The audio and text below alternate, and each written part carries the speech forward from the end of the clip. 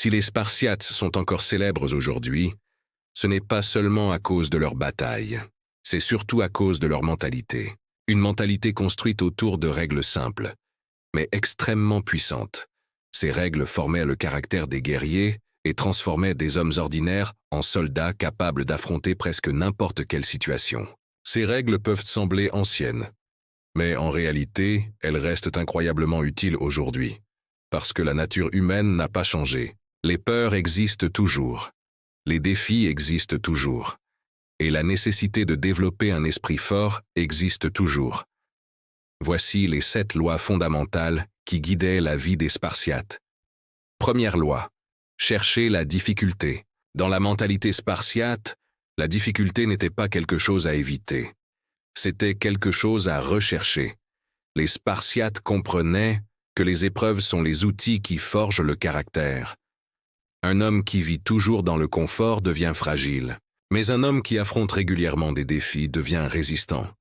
C'est pour cette raison que les entraînements spartiates étaient volontairement difficiles. Ils forçaient les jeunes soldats à dépasser leurs limites, parce que c'est dans ces moments que la véritable force se développe.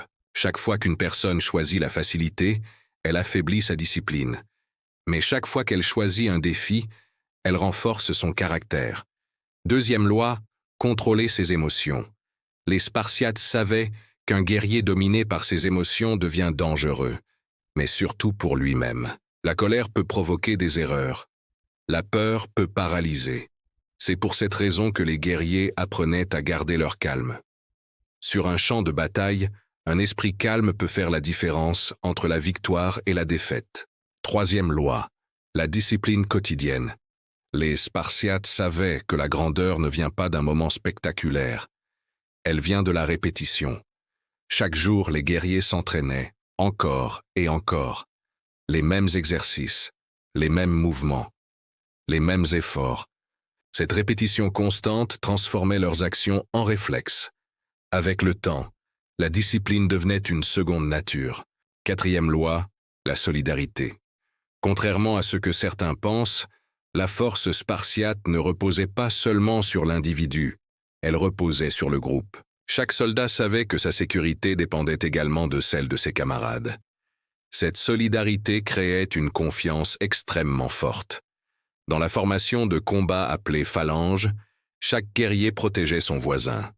Si un soldat abandonnait sa position, toute la ligne pouvait être brisée.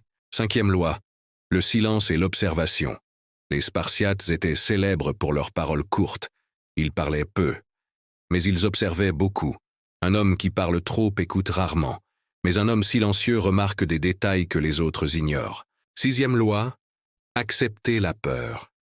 Les Spartiates ne prétendaient pas être sans peur. Ils savaient que la peur fait partie de la vie. Le courage n'est pas l'absence de peur. Le courage est la décision d'avancer malgré elle. Septième loi, vivre avec honneur. Pour un Spartiate, l'honneur était la valeur la plus importante. Un guerrier pouvait perdre une bataille, mais il ne devait jamais perdre son honneur.